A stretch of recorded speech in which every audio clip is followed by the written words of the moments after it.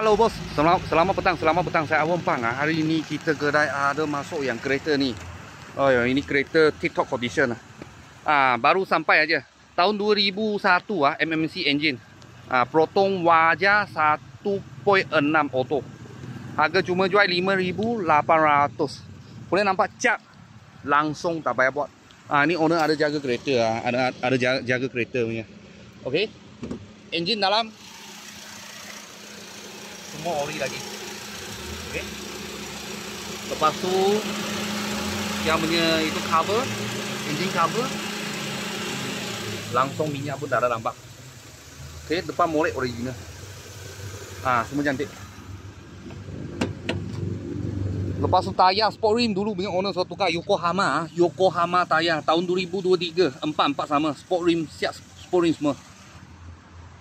Dalam macam ni. Cat langsung sikit jala pun ada. Dalam bersih macam ni. Okey. Dulu punya owner ada jaga lah, dia kasih balut. Lepas tu mileage 87,000. 87,000.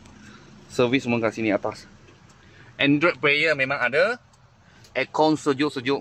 Engine gearbox tak ada masalah. Lepas tu lower arm, suspension semua okey. Boleh kira TikTok lah. Ada jaga dia lah. Dia ada jaga dia sendiri punya kereta. Okey, belakang macam ni. Sikit cala pun tak ada. Tahun 2001 MMC engine. Mitsubishi engine. Lepas tu harga jual 5,800 tahun 2001. Mileage 87,000. Kalau bos-bos dan kawan-kawan semua tengah cari satu kereta 6,000 bawah punya. Kita sini ada sebiji. Baru masuk, cat pun tak payah buat, tayar bunga masih debah-debah. Kalau ada apa murah-murah kereta, saya akan video lagi. Thank you bos, thank you.